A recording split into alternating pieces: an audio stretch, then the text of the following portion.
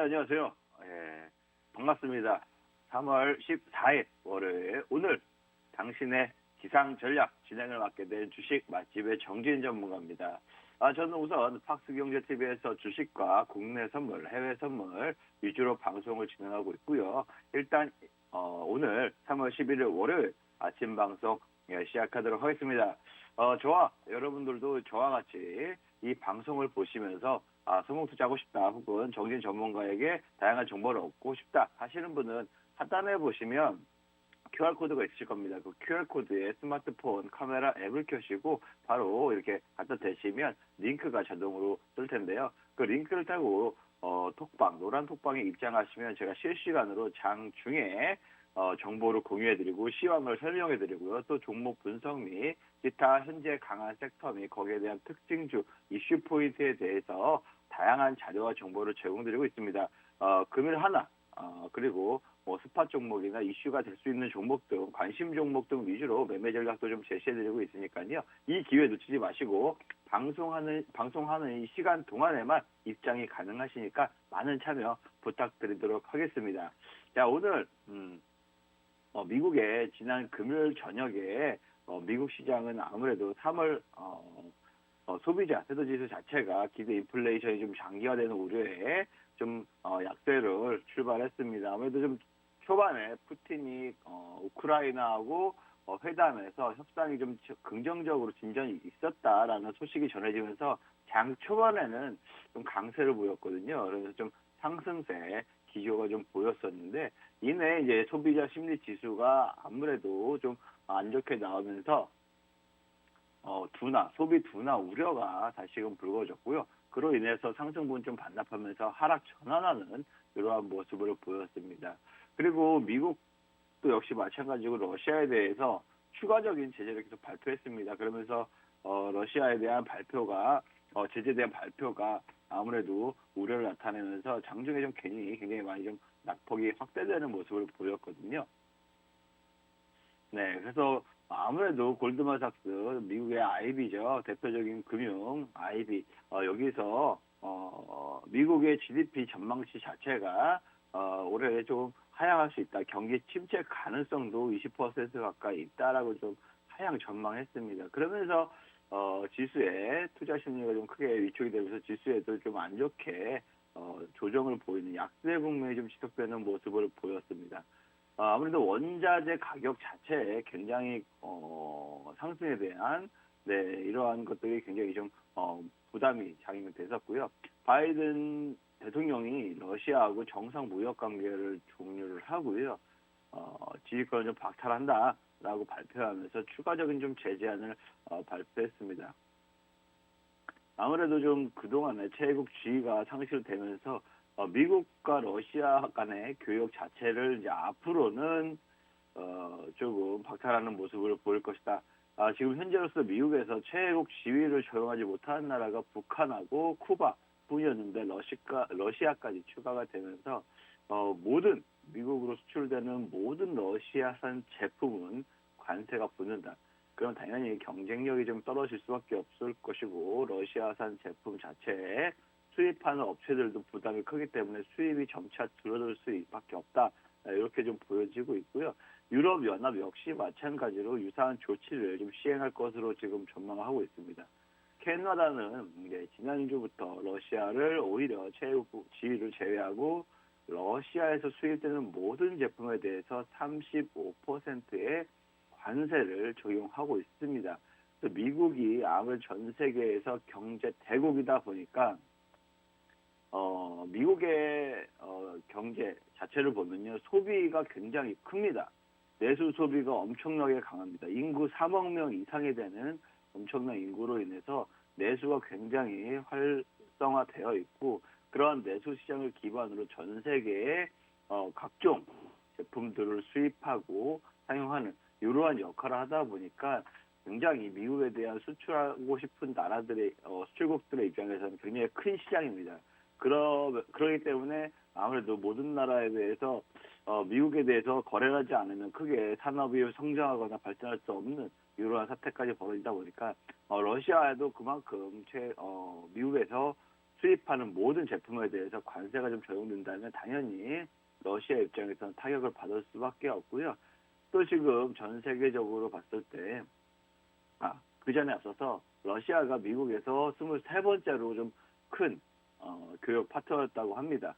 23번째면 그렇게 미국 입장에서는 크진 않겠죠. 예. 아무래도 GDP 기준으로 했을 때는 러시아가 세계 11위, 12위 이렇게 좀 왔다 갔다 하는 경제 대국임에도 불구하고 교역 양으로 봤을 때는 23번째면 예, 그 정도의 비중인데 아무래도 이 정도의 비중으로서의 러시아의 규제가 된다고 하면 러시아 역시 마찬가지로 크게 타격을 받을 수밖에 없고 근데 러시아가 아무래도 주로 생산을 하고 판매를 하고 수출을 하는 제품들이 아무래도 원유, 천연가스 이런 원자재 있죠. 비철금속, 뭐 팔라디움, 철광석 이런 것들 위주로 수출을 하는 국가이다 보니까 아무래도 거기에 따라서 가격이 굉장히 좀 올라갈 수밖에 없다. EU도 역시 마찬가지로 미국하고 역시 크게 제재를 세게 꺼낼 수밖에 없다라고 좀 보여주고 있습니다. 하지만 유럽 같은 경우에는 러시아산 원유나 천연가스를 굉장히 많이 수입을 하고 의존도가 굉장히 높은 나라입니다. 그렇기 때문에 EU는 지금 바로 강행을 하기에는 약간 부담스러운 면이 있어서 아무래도 올해 말까지 비중을 차츰차츰 줄여나가면서 대체제를 찾고 그 사이에 올 1년 동안에는 물가가 그런 원유 가격이 오르다 보니까 물가 자체가 굉장히 크게 오를 수밖에 없다.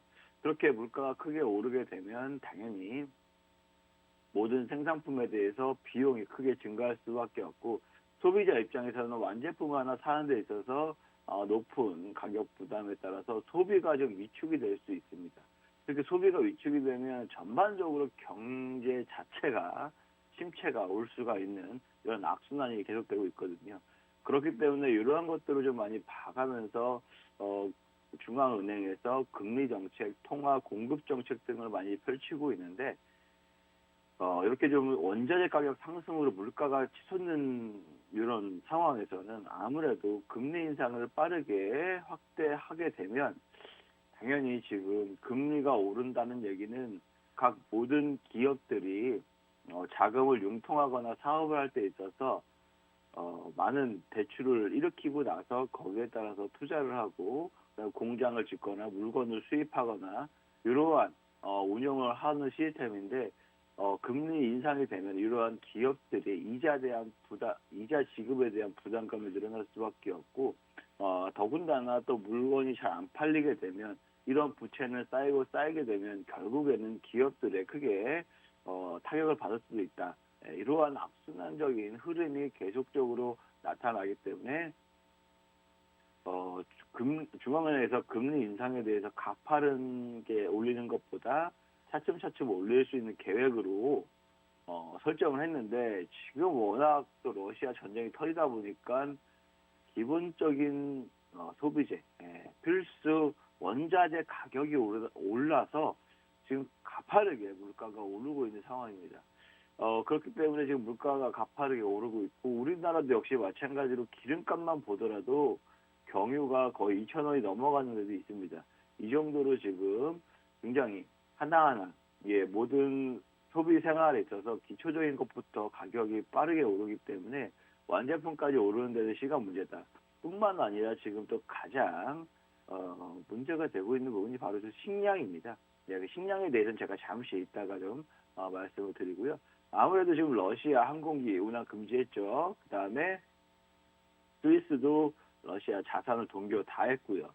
우리나라 역시 마찬가지로 제재 적극 좀 나서라고 좀 압박을 받으면서 나서고 있는데 지금 가장 큰 또 우려가 되고 있는 게 바로 그 조선업입니다. 조선업 이런 쇄배기선, 쇄배기선으로 특화된 기능이 탑재된 조선 선박들이 액화 천연가스 LNG를 담았다가 그것을 다시 배로 이동하는 이런 선박의 특수 선박이기 때문에 러시아에서밖에 주문을 받고 있지 않은데 러시아에서 지금 우리나라 3사의 조선업에다가 수주한 물량이 거의 10조 원에 달한다고 하는데 이게 지금 당장 러시아 결제 대금을 막히다 보니까 돈을 받기가 좀 어려운 상황이다. 그래서 조선업에 당분간 타격이 있을 수 있는데 반대로 중동 쪽이나 카타르 쪽에서는 또 액화 천연가스에 대해서 화물선, LNG 화물선에 대해서 지금 수요가 크게 늘 수 있다는 장점이 있기 때문에 그러한 면에서 봤을 때는 일시적인 조정은 보일 수 있지만 아무래도 전반적인 수주에 대해서 실적에 대해서 크게 증가세는 나타날 수 있다. 이렇게 좀 보고 있습니다. 아무래도 EU 집행위원 자체에서도 엄청난 돈을 6,060억 원을 투자해서 약 4억 5천만 유로죠. 우크라이나 무기를 지원한다라고 좀 밝혔습니다. 또 어저께 덴마크, 폴란드 국경 부근에서 러시아의 공격이 있었다라는 소식이 전해지면서 조금 오늘 시장 자체가 하락 출발할 수 있는 가능성이 좀 높게 보여집니다. 하지만 우리나라 증시도 너무 빠졌기 때문에 좀 저점 부근에서 크게 낙폭이 확대되는 모습보다는 오히려 좀 잘 방어하고 지지하는 흐름을 계속적으로 좀 보여왔는데요. 오늘 주말 기점으로 해서 다시금 러시아에 대한 제재가 강화가 됐었고 또 무엇보다 3월 달에 FOMC 회의가 있는데 그 FOMC 회의의 기준으로 봤을 때 조금 아무래도 우려 때문에 좀 관망하는 장세, 수급이 강하게 들어와서 방향을 편하기보다는 약간 눈치 보는 좀 흐름이 지속되지 않을까 이렇게 좀 보여지고 있거든요. 그렇기 때문에 이러한 러시아 제재로 인해서 전쟁으로서 이미 1월달, 2월달에 굉장히 큰 낙폭을 보였고 지수가 그 이후에 앞으로 추가적으로 제재를 통해서 물가 가격 오르고 원자재 가격 상승으로 인해서 다시금 강한 상승세 반등세 V자 반등보다는 약간 L자형으로에 대해서 약보합세나 추가적인 하락세도 나올 수 있는 이러한 시장 전망이 좀 예상이 되거든요. 하지만 그 중에서도 수혜를 볼 수 있는 업종이 무조건 있을 수밖에 없고 특징을 볼 수 있는 특징적인 섹터 내에 볼 수 있는 부분도 충분히 있다라고 좀 긍정적으로 바라볼 수 있고 더군다나 우리나라 입장에서는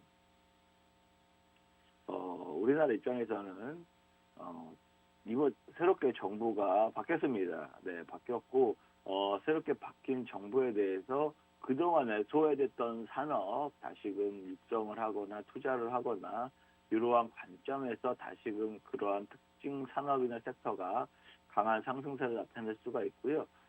그로 일부로 인해서 추가적으로 그 섹터에 대한 강한 상승세가 이어질 수 있다라고 좀 긍정적으로 바라볼 수가 있습니다. 현재적으로 봤을 때는 가장 좀 러시아가 지금 아무래도 우크라이나를 단기일 내에 함락하고 바로 정복할 거라고 예상했는데 오히려 지금 거의 한 달이 다 돼가도록 3주가 다 돼가도록 장기전이 되고 있습니다. 그러면서 중국의 군사적 지원 요청까지 했다라는 소식이 좀 전해지는데요. 아무래도 중국 입장에서는 러시아 편을 들고 있지만 또 전쟁에 대해서 그 민간인에 대한 희생에 대해서는 이건 전쟁이다, 아니다, 이게 좀 좋지 않다라고 좀 다시 밝힌 바가 있습니다. 그렇기 때문에 러시아가 이번에 중국에 장비 요청을 했다는 것 자체는 중국 입장에서는 참 지금 벨라루스처럼 서방이나 미국에도 제재가 무기를 공급하면 제재가 충분히 나올 수가 있거든요. 그런 점들을 좀 눈치를 보지 않을까 이렇게 좀 보고 있습니다.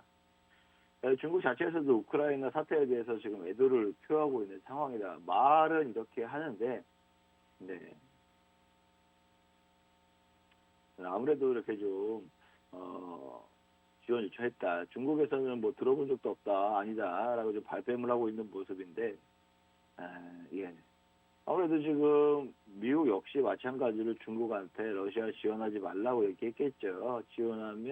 지원할수록 너네도 제재가 가해질 것이라고 얘기할 것이고 특히나 이런 인명 피해로 인해서 지금 대규모 전쟁까지 이어지지 않기 원하기 때문에 중국하고 미국 위원들이 아무래도 회동을 갖고 나서 우크라이나 아무래도 러시아를 좀 지금 전쟁을 멈출 수 있게끔 말할 수 있는 나라가 중국밖에 없잖아요. 예, 그렇기 때문에 중국을 수단으로 좀 활용하지 않을까라고 좀 보고 있습니다.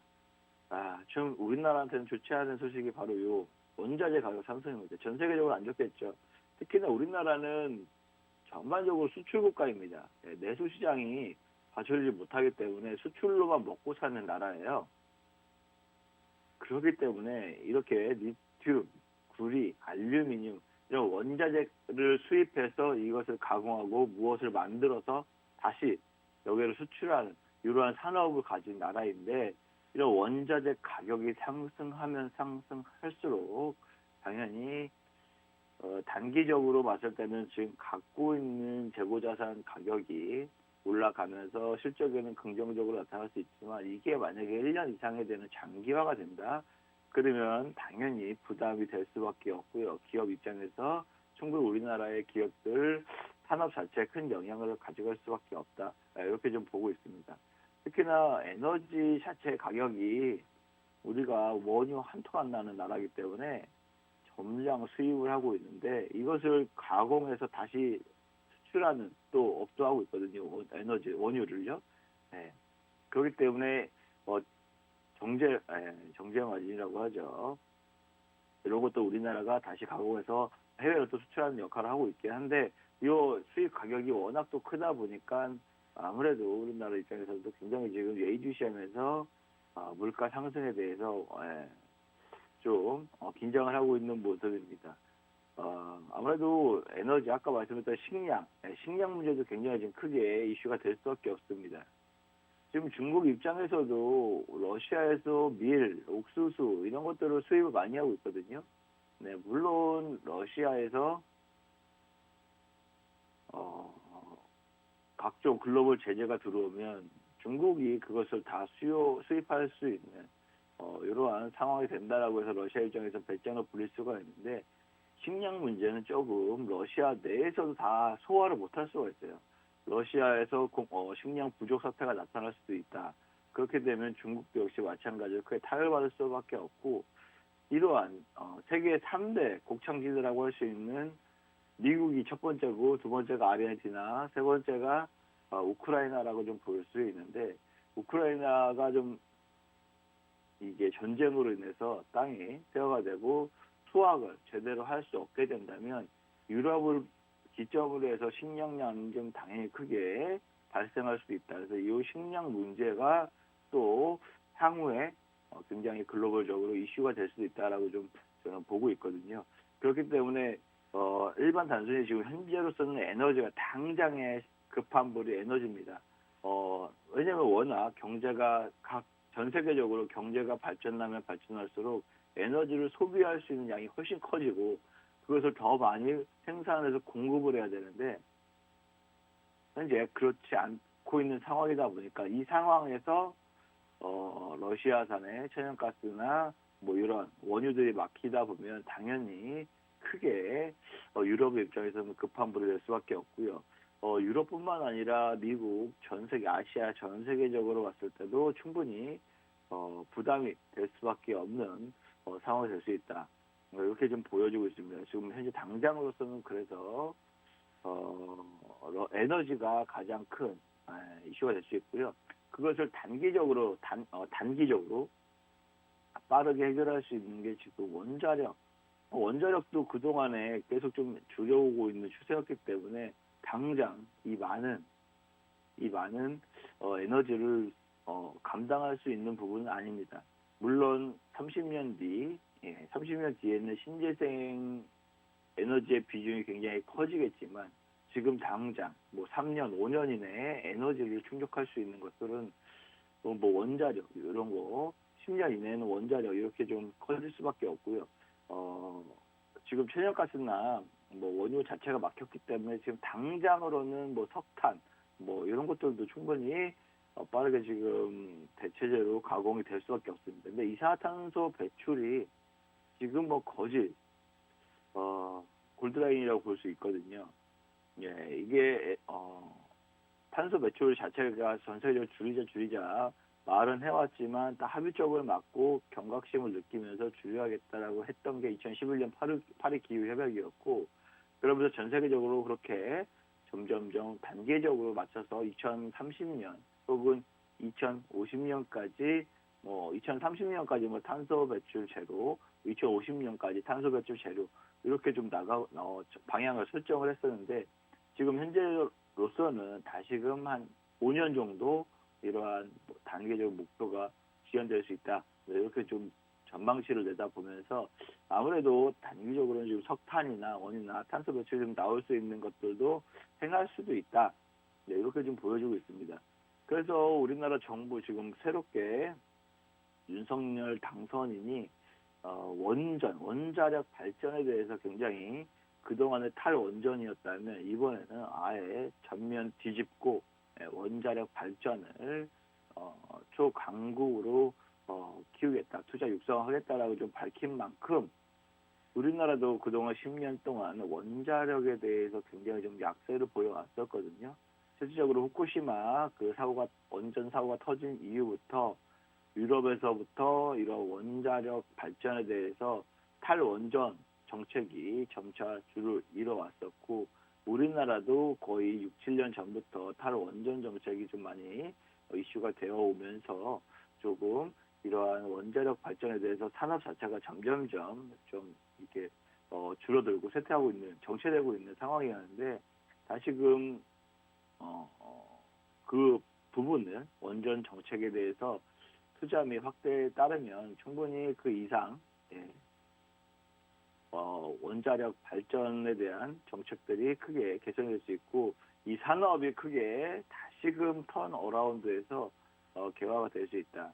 물론 위험성이 있긴 있지만 그 위험성으로 인해서 지금 당장 급한 불 에너지 수요를 맞출 수 없는 상황이다 보니까 그렇게 정책을 단기적으로, 특히나 윤석열 당선인이 임기를 맡고 있는 5년 동안에는 원자력에 대해서 산업이 조금 커질 것이다. 그러려면 지금 주식시장에서 우리가 눈여겨봐야 되고, 주식시장에서 앞으로 원자력 발전 산업, 원자력 테마 섹터 여기에 좀 중점을 둬서 매매를 한다면 충분히 좋은 투자 성과가 되지 않을까, 저는 이렇게 생각을 하고 있습니다. 이상 오늘 지금 제가 8시 54분인데요. 잠시 쉬었다가 다시 이어가도록 하겠습니다.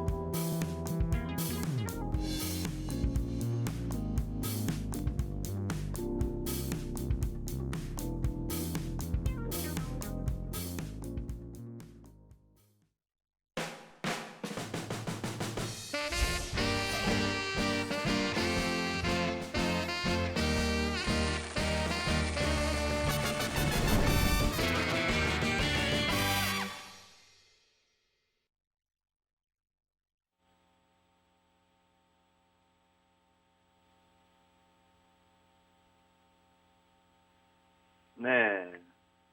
이어서 하도록 하겠습니다. 아무래도 아까 말씀드렸다시피 자원을 좀 무기화 하면서 산업계적으로 좀 전반적으로 공포가 좀 이어질 수밖에 없는 상황이다라고 좀 볼 수 있고요. 우리나라 입장에서 봤을 때는 원자재 이 발전으로 인해서 지금 굉장히 크게 적자로 오히려 전환될 수 있다. 왜냐하면 달러 가격도 계속적으로 치솟을 수밖에 없고요. 우리가 좀 지불하는 금액, 그 다음에 또 그것을 만들어서 수입하는 금액, 수출하는 금액, 이런 거 봤을 때는 충분히 또 물류까지 대란이에요. 물류가 대란이다 보니까 수출하는 우리나라 입장에서는 굉장히 부담으로 작용할 수밖에 없는 이러한 상황이다. 이렇게 좀 보고 있습니다.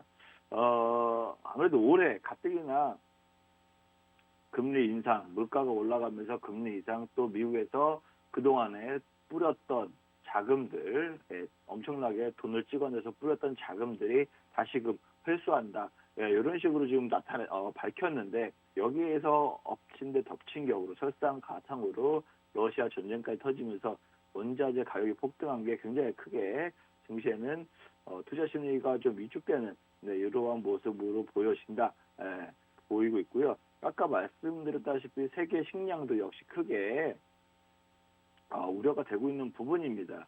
예, 중동, 아프리카 아무래도 봤을 때는 곡물 가격이 좀 굉장히 크게 폭등하고 있는 상황이다. 지금 물류 대란 역시 마찬가지로 뾰족한 수를 찾지 못하고 있는 상황인데요. 글로벌 전체적으로 봤을 때 식량 가격이 계속적으로 곡물, 밀, 옥수수 수출을 금지했습니다. 러시아가 우크라이나 자체에서 얘네가 세계 3대 곡창지대인데 여기서 지금 수출을 금지하다 보니까 글로벌 식량 가격이 계속적으로 식량 대란까지 이어질 수 있게 중동하고 아프리카 식량의 국민들이 배 골고 골무면 당연히 정부의 반기를 들 수밖에 없습니다. 특히나 이렇게 통제를 하고 있는 아프리카나 중동 같은 경우에는 식량 대란이 일어나면 정치적으로 크게 위협을 받을 수밖에 없는데요. 이런 쿠데타들이 좀 일어나게 되면 다시금 전 세계에서 뭐 좋지 않은 영향으로 나타날 수밖에 없겠죠. 네. 지금 사상 최고치 계속적으로 연일 경신한다. 이렇게 좀 보여질 수 있고요. 글로벌 대란 계속적으로 좀 불거질 수 있다는 점이 아무래도 좀 예의주시하면서 지켜봐야 됩니다. 우리나라도 역시 마찬가지로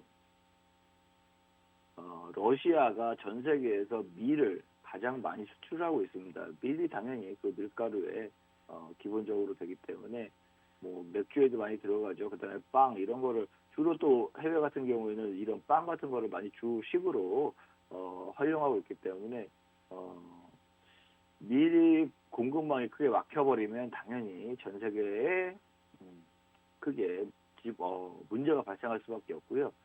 또 보리 역시 마찬가지로 옥수수는 중요한 게 이제 돼지 사료 있죠. 돼지 사료, 뭐 소 사료 이렇게 사료 부분이 크기 때문에 이 사료 부분이 또 막힌다. 그럼 당연히 돼지고기, 소고기 값이 또 굉장히 폭등할 수밖에 없겠죠. 네, 그렇기 때문에 또 뭐 헝가리나 터키나 아르헨티나도 역시 마찬가지로 밀 수출 수요가 지금 너무 폭발적으로 증가하다 보니까 자국 내에서 소화할 수 있는 것들은 소화하고 나머지 남는 것들을 수출을 하는데 지금 이렇게 수요가 폭발적으로 증가하다 보니까 아무래도 수출을 또 안 할 수 있다. 그러면 전 세계적으로 봤을 때 이런 곡물 갖다가 패권을 차지할 수 있는 무기화가 될 수가 있는 거죠. 예, 더 비싼 가격으로 또 우리 돈에 밀 줄 테니까 반도체 내놔라 이렇게 생태 부릴 수 있는 거고요. 이런 것들을 좀 감안했을 때는 충분히 전 세계적으로 굉장히 우려가 커지고 있는 상황이다라고 볼 수가 있습니다. 네. 중동과 아프리카 정세에 파장이 좀 클 것으로 지금 내다보고 있고요. 이집트 같은 경우가 굉장히 크네요. 예. 전체 밀 수입의 60%를 러시아 거예요. 이집트가 지금 난리겠네요. 네, 이렇게 말씀드리는 와중에서 현재 9시가 지나면서 우리나라 증시가 좀 개장이 됐습니다. 우려적인 부분은 아무래도 좀 하락 출발세, 조금 미국 시장에 안 좋은 하락 출발세가 좀 예상이 되고 있긴 한데요. 네, 오히려 조금 장 초반에 출발 자체는 크게 개파락하지 않는 모습으로 출발세는 보이고 있습니다. 코스피 지수 자체는 지금 0.4% 하락 출발을 보이고 있고요. 코스닥 지수 같은 경우에는 지금 보합권 출발을 보이고 있는데요. 전반적으로 증시에 대한 악재나 약세나 우려는 지속 가능하다라고 좀 보여지기 때문에 지금 현재 시대 현재 자체에서는 눈여겨보시면서 좀 지나가야 된다. 이렇게 좀 보고 있습니다. 현재 지금 2,300여 개 상장되어 있는, 거래되어 있는 종목 중에서 한 1,100여 개, 1,200여 개가 상승 중에, 하락 중에 있고요. 그 다음에 한 750여 개의 종목만 상승세를 보이고 있습니다. 뭐 우려했던 것보다는 크게 하락 출발하지 않는 모습이긴 한데, 일단 시작 자체로서는 약세 출발 이어지고 있고요. 그나마 조금은 원자력 발전된 관련 섹터 테마들이 강세 출발을 보이는 모습이다라고 좀 볼 수 있습니다. 지난번에도 말씀드렸다시피 이렇게 우리 기술도 좀 강한 상승세 출발을 보이고 있고요. 우리 기술 말고도 한신기계 역시 마찬가지로 10% 넘게 상승 출발을 보였습니다. 아무래도 제가 계속적으로 저희 참여하고 계신, 우리 하단에 보시면 QR코드 보이시죠? 그 QR코드를 입장하셔서 채팅방에서 참여하고 계신 분들은 제가 오히려 원자력 발전과 관련된 테마를 자주 말씀을 드렸고 공략해야 된다라고 좀 안내를 드렸어요. 그 중에 하나가 한신기가 될 수도 있고요. 일진파워, 그 다음에 고성파워텍, 역시 강세를 출발 보였고요. 우리 기술도 역시 마찬가지로 저희 많은 참여자분들이 크게 수익을 얻고 있는 종목 중에 하나다라고 좀 볼 수가 있습니다. 그래서 원자력 테마 단기적으로도 강세가 지금 턴 어라운드하는 모습을 보이지만 충분히 중장기적인 관점, 이 윤석열 정부가 들어서면서부터 크게 우상향할 수 있는 그린 뉴딜을 보이셔요. 예전에 문재인 정권이 좀 들어서면서부터 신재생 에너지라고 하죠. 대표적인 게 신재생 에너지, SBN 이런 거 보면요. 5년 전 보면 굉장히 좀 크게 상승세를 나타냈었고요. SBN 말고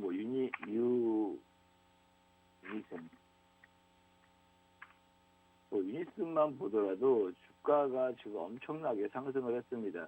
우리나라 신재생에너지 이렇게 문재인 정부 들어서면서 신재생에너지 관련해서 좀 많이 부각이 됐었고요. 신재생에너지, 그린 뉴딜 말씀 많이 들어보셨죠? 그린 뉴딜 한창 3년 전만 하더라도 그린 뉴딜에 대해서 되게 얘기가 많이 나왔었고 거기에 관련돼서 좀 많이 강세를 보였다가 이때 역시 2020년에도 지금 바이든 미국 대통령이 들어설 때 그때만 하더라도 미국도 신재생으로 간다 이렇게 좀 강력하게 후보가 연설하면서 신재생 관련 테마가 굉장히 강한 상승세 보였습니다. 그리고 최근도 조정 보였는데 이렇게 정권이 좀 바뀌게 되면 이렇게 그 해당 정권에 대한 정책들이 눈에 띌 수밖에 없고 그러면 그 해당하는 섹터들은 굉장히 강한 상승세를 나타낼 수밖에 없습니다. 이렇게 지금 현재 그동안에 문재인 정부가 들어서 신재생 에너지 관련 그린 뉴딜에 관련된 에너지들이 굉장히 강세를 보였다면 이게 윤석열 후보란다. 윤석열 당선인 같은 경우는 원자력 발전입니다. 그래서 원자력 발전에 대해서 아무래도 전반적으로 큰 턴 어라운드가 되지 않을까. 한전 기술이 우리나라 대표적인 한국전력의 자회사고 원자력과 관련된 기술이나 설비나 이런 것들이 다 모두 갖춰져 있는 회사다.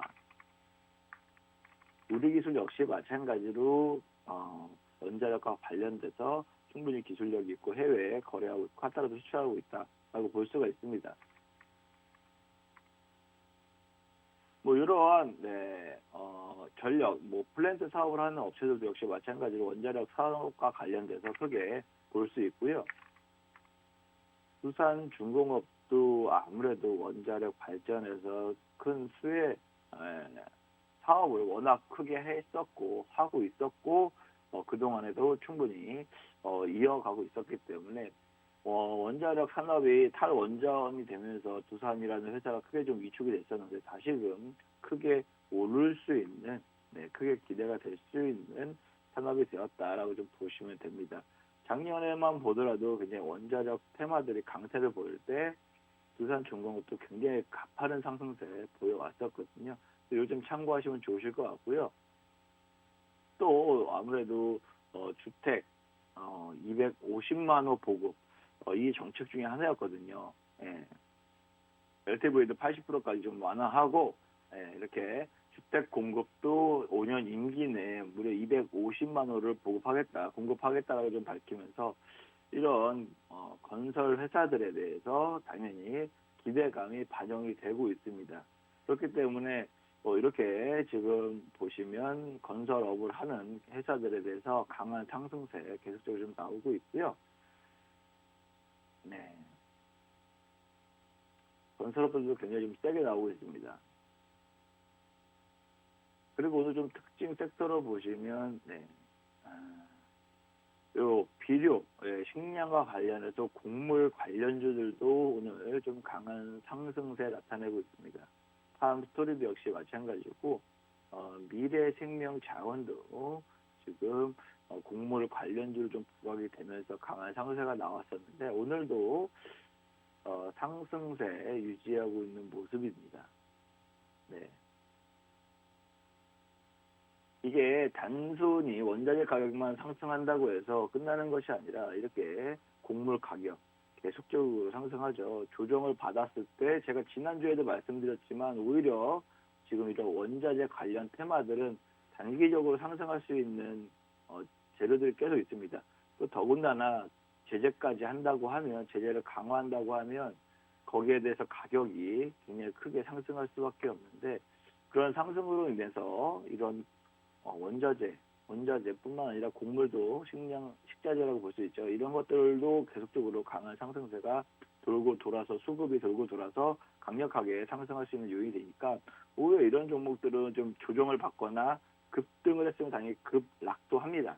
이렇게 급락을 했을 때 좀 담아가는 모아가는 매매 전략을 취하신다면 충분히 단기간에 두 자릿수 이상은 수익은 얻을 수 있는 이러한 모습을 보일 수 있다라고 좀 말씀드리고 싶고요. 오늘 또 더군다나 그 철강 관련주들도 오늘 다시금 스물스물 올라오는 모습이네요. 경남 스틸도 역시 마찬가지고 하이스틸 역시 마찬가지로 오늘 반등세 철강 모처럼 만에 일주일 만에 반등세를 나타내고 있습니다. 아시아 종료 같은 경우도 충분히 비료, 사료, 곡물 관련주고요. 조비도 역시 마찬가지로 비료, 사료 관련주입니다. 또 셀트리온 같은 경우에는 진짜 회계 분식 이런 누명을 풀렸습니다. 어제 해소됐습니다. 거의 한 10년 동안 그동안에 계속 분식 회계 의혹을 계속 받아왔었는데 이번에 좀 그게 일단락 되면서 11일 날 금융위원회에서 임시회의를 열어서 회계 처리 기준을 위반해서 재무제표 작성, 공시한 셀트리온 헬스케어, 그다음 셀트리온 제약 등 해임 검과 감산 조정 조치를 의결했다라고 좀 밝혔습니다. 네. 그러면서 셀트리온 이 3사라고 할 수 있죠. 삼형제라고 하죠 우리가. 임직원의 검찰 고발 통보 대상이 되지 않았기 때문에 거래 정지는 아무래도 대상이 되지 않았다. 이렇게 좀 보여지고 있고요.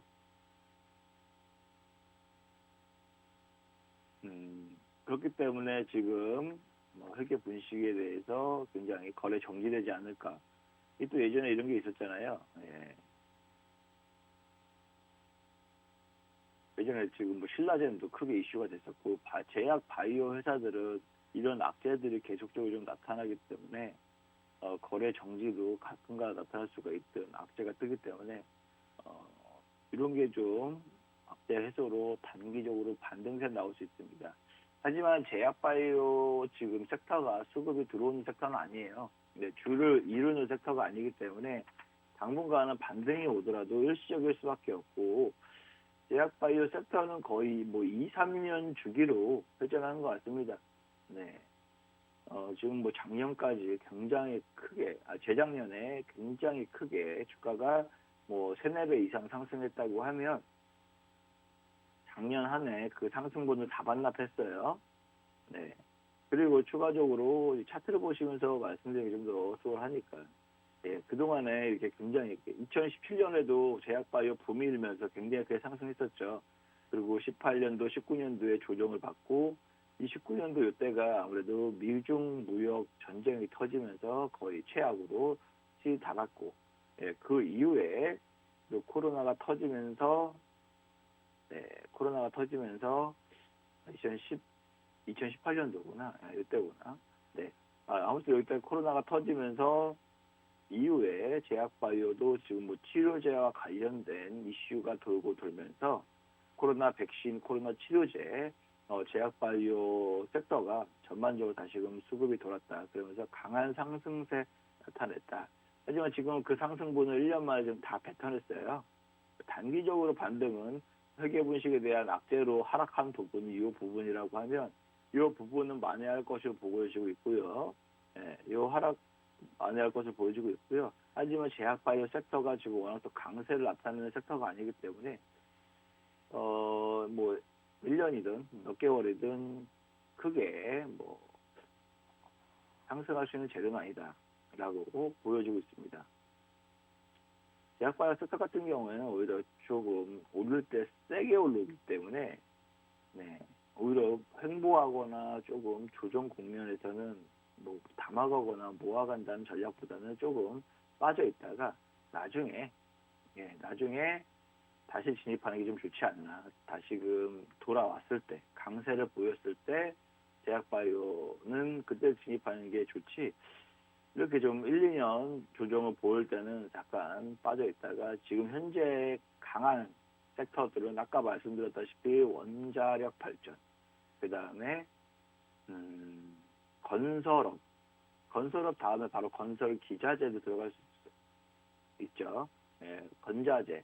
예.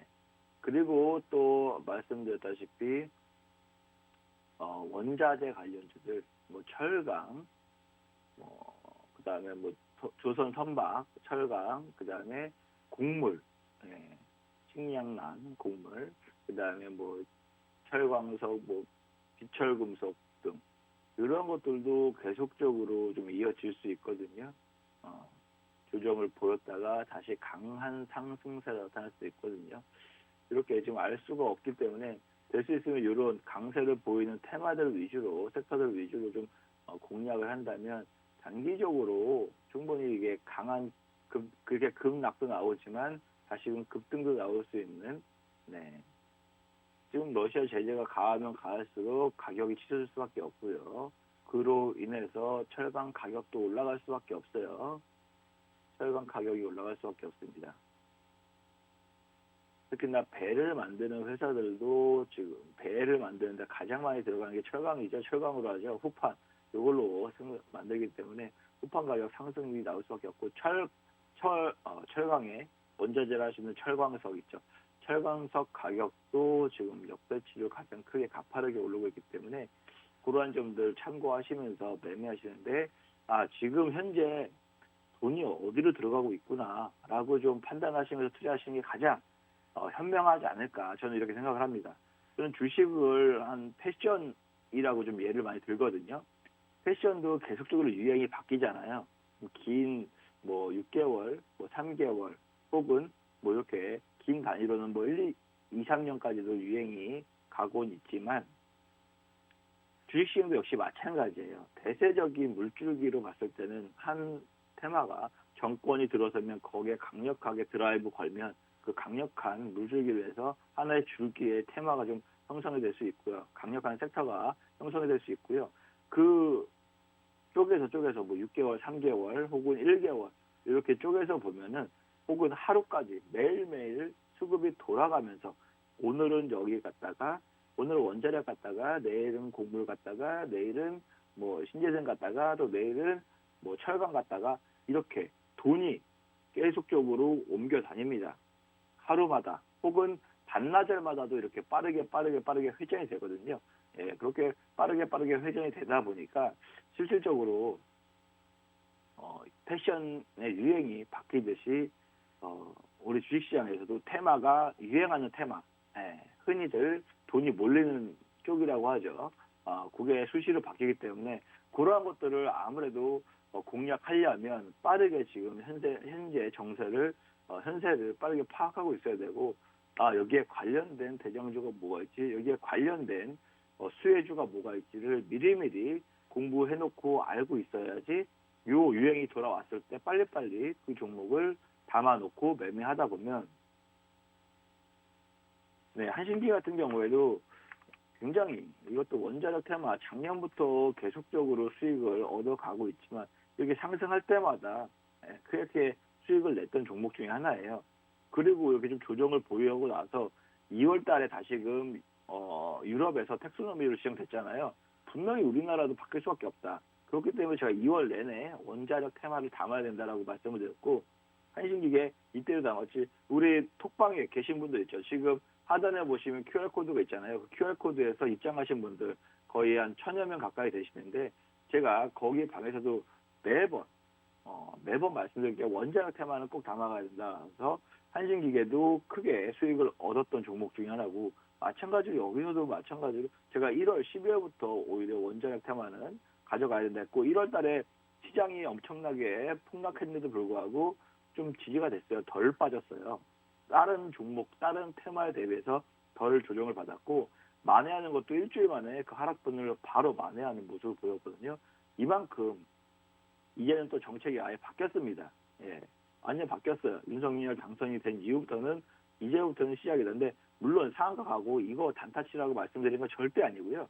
실질적으로 조정을 보일 때마다 모아가고 사고, 모아가고 사고, 이 대세 물줄기가 그려지기 때문에 이것들은 충분히 매매하시는데, 단기적으로 또 회전하시는데도 충분히 유용하게 활용하실 수가 있고요.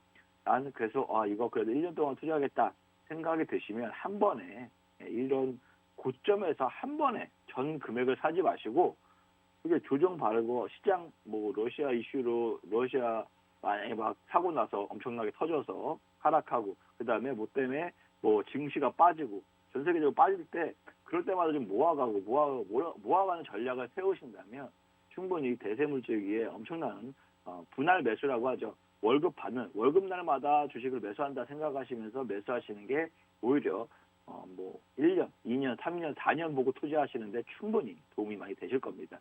오늘 방송이 제가 이렇게 쭉 진행을 해드렸는데요. 여기 맞춰서 지금 하단에 QR코드 보이시죠? 제가 장중에 계속적으로 지금 관련된 섹터, 특징 섹터, 강세 섹터 안내해드리고 있습니다. 특히나 장중에 이 종목 괜찮다, 관심 있게 보고 매매하셔라 하고 매매 포인트까지 잡아드리는 종목도 있으니까요.